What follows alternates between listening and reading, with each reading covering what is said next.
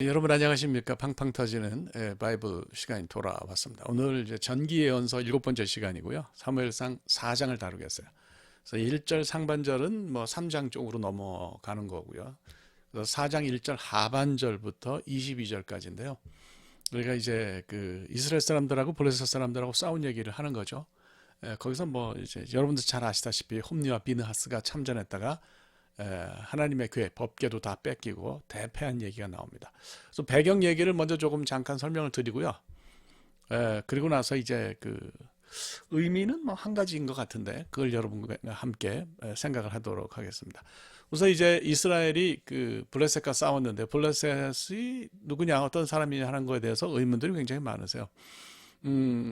사실 블레셋의 기원을 우리가 확인할 수 있는 것, 거꾸로 올라가서 추적해서 확인할 수 있는 것은 주전 12세기경이 아닌가 싶어요. 물론 그 이전에도 그들의 존재가 없었다는 건 아닙니다. 확인하기가 좀 어렵다는 거죠.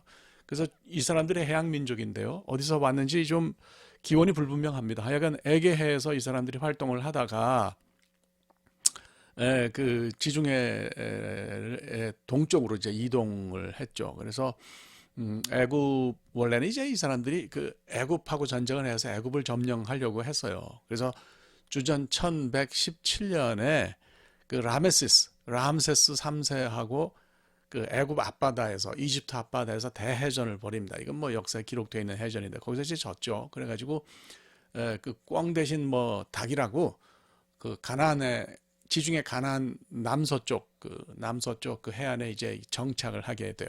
그 따지고 보면은 그 이제 이동 경로에서 두 가지 부류가 있다고 학자들이 이야기를 합니다. 에게에서 미케아 미노아 문명을 파괴하고 애굽 쪽으로 이동을 한 그런 이제 바다 쪽으로 온 그런 부류가 있어요. 바다 쪽으로 온 그런 부류가 있고요.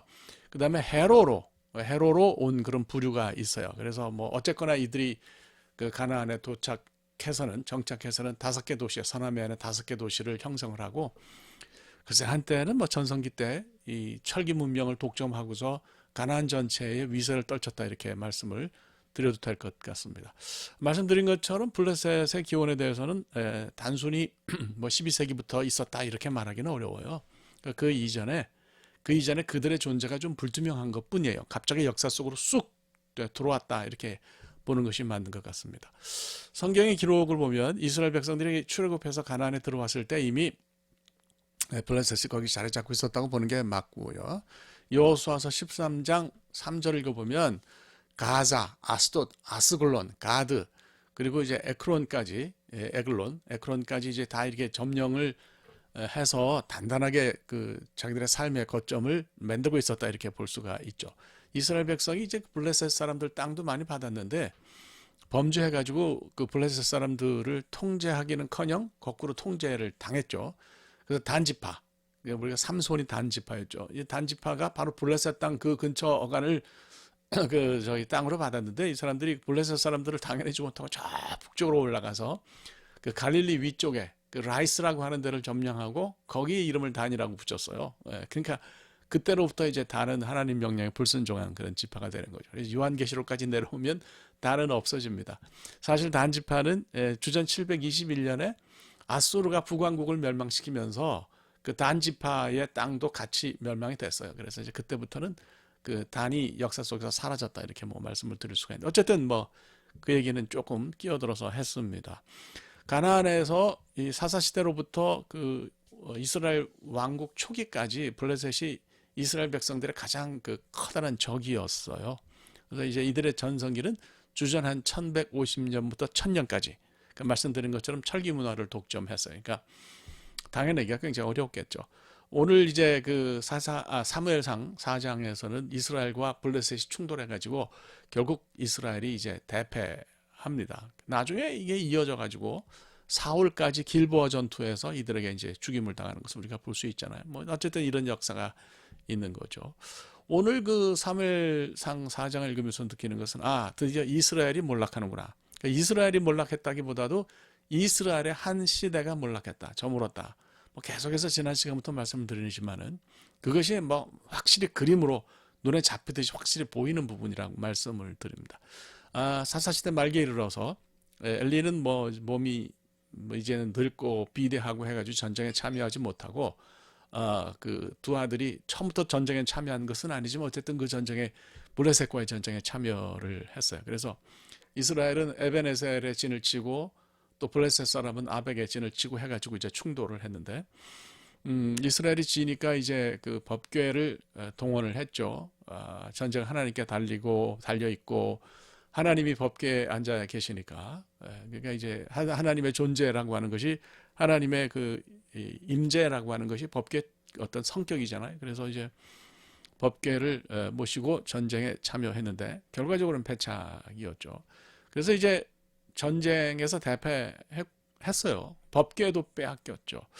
저는 이 부분을 보면서 여러 가지 생각했어요. 하나님이 스스로 붙잡히신 거 아닌가? 뭐 그런 생각도 했어요. 하긴 따지고 보면 이스라엘 역사 속에 보면 하나님이 자기 집에도 불을 지르시는 분이거든요. 떠나면 하나님이 계시면 그것이 하나님의 집이고 하나님이 거기를 지키시지만 하나님이 떠나시면 그건 아무것도 아닌 거예요. 그러니까 뭐 하나님이 자유롭잖아요. 블레셋 땅에 잠시 살러 가셨다 한들 무슨 문제가 있겠습니까? 22절에 보면 비나스의 아내가 이제 아이를 낳고 이름을 이가봇이라고 지어주는 장면이 나와요. 이가봇 읽으면 이카보드 뭐 이렇게 우리가 읽는데 카보드는 이제 영광이란 뜻이죠. 이는 where 어디 그런 거예요. 그러니까 하나님의 영광이 어디 있냐. 그래서 이제 그 타나흐 이스라엘 사람들이 이 영어로 번역해 놓은 히브리 성경을 보면 하나님의 영광이 떠났다 이런 식으로 exile이라는 표현을 써요. 그렇게 영광이 이스라엘에서부터 떠났다고 하는 것을 이제 상징하는 그 이름이 이가봇입니다. 참 안타깝죠. 뭐 이런 개인의 비극도 안타깝지만 하나님이 이스라엘로부터 떠나셨다고 하는 이제 영광이 사라졌다고 하는 그런 부분이 굉장히 안타깝습니다. 그래서 이스라엘 지도층이 이 사건을 계기로 몰락합니다. 홈리와 비나스가 죽고요. 엘리도 뒤를 이어서 죽고 비나스의 아내도 이제 이가봇을 낳고 나서 세상을 떠나는 거죠. 이런 그 한 시대가 저무는 것을 사무엘상 4장은 우리에게 확연하게 보여줍니다. 저는 이제 사무엘상 4장을 읽으면서 한 가지 딱 깨닫는 게 있어요. 이게 뭐냐면 무엇보다도 겉으로 눈에 보이는 게 아니라 진실로 하나님이 어디든지 함께 하시는 여부가 진짜 중요하다는 생각이 들었어요. 이스라엘 사람들은 전쟁이 하나님께 달렸다는 그 문구는 믿었어요. 문구는 믿었는데 그 하나님이 자기들과 함께 하시는지 여부는 확인을 하지를 않았습니다. 이제 늘 뭐 이러든 저러든 우리는 잘못해도 요즘 표현을 쉽게 해서 깽판을 쳐도 하나님이 나와 함께 하신다고 큰 소리 치다가 이제 망한 거죠. 그런 사람들 가끔 있어요. 잘못을 해도 하나님이 자기랑 같이 하시는 줄 알아요. 그건 뭐 아닌 것 같습니다. 법궤 뚜껑이 이제 속죄소라는 이름을 가지고 있잖아요. 그 출애굽기 읽어보면 하나님이 거기에 앉아서 이스라엘 그 법궤 뚜껑 위에 있는 그 그룹 날개 사이에서 하나님이 이스라엘 만나시겠다고 그랬으니까 법궤는 하나님의 의자, 침상 그런 걸로 이해가 되는 거죠. 하나님 거기 계시는 건데 중요한 것은 법궤 뚜껑이 속죄소라는 사실이 중요한 게 아니라 거기에 하나님이 앉아 계시느냐 아니 앉아 계시느냐 하는 게 중요해요. 그러니까 이스라엘 사람들이 그 법궤를 들고 왔을 때는 하나님이 그 법궤 뚜껑에서 사라지신 다음인 거죠. 그 법궤가 무슨 의미가 있겠습니까? 그래서 뭐 이런 얘기를 하면 여러분들이 어떻게 이해하실지 모르겠는데 오늘 우리가 다 같이 하나님 믿는 사람들인데 우리가 예배를 드리고 모이는 교회 건물에 하나님이 계시는지 여부를 심각하게 생각해야 될 것 같아요. 크고 좋은 건물, 체육관, 주차장 다 좋은 것들이에요. 다 긍정적인 것들인데 전제가 하나 있어요. 하나님이 거기 계실 때만 그렇다. 어디에 하나님이 계신다 안 계신다 이런 판정은 함부로 할 수가 없죠. 또 그렇게 그런 판정은 조심해야 되는 것들인데 중요한 것은 다른 사람, 다른 교회에 관계없이 내가 지금 출석하는 교회, 내가 신앙생활 하는 곳 여기에 하나님이 계시는지 여부는 우리가 모두 함께 생각을 해봐야 됩니다. 그래서 말씀을 믿으면서 자기 자신에 대해서 착각하지 말아야 될 것 같아요. 법궤만 들고 나간다고 해서 전쟁에서 이기는 거 절대 아니거든요. 하나님이 진실로 함께 하셔야 한다. 신약 성경을 보면 사도 바울이 자기 동족인 유대인들을 보면서 그런 안타까움을 표현하잖아요. 이스라엘 백성 너희들은 하나님이 선민으로 선택하신 것만 자랑했지 말씀대로 살지 못하지 않냐? 너희들에게 구원이 없는 것과 똑같다 이런 얘기를 해요. 바울이 그걸 지적하죠. 히브리 유니언 제가 LA에서 여기 그 Master of Judaic Studies를 할 때 이제 교수가 저를 보고 그래요. 너 제 영어 이름이 샘인데 샘 너 그 예수 믿는 건 괜찮다. 우리 같은 동족인 젊은이를 네가 신이라면서 믿는데 내가 뭐라 그러겠냐. 그런데 나보고는 그렇게 하지 말라고 그렇게 하라. 뭐 예수 믿으라고 이야기하지 마라. 우리 이스라엘 사람들은 그걸 다 이미 해결했다. 이렇게 이야기를 해서 그때 제가 영어만 조금 더 잘했어도 한 판 붙는 건데 말이죠. 그렇게 못했어요. 그것도 뭐 교수랑 학생이랑 뭘 싸우겠어요.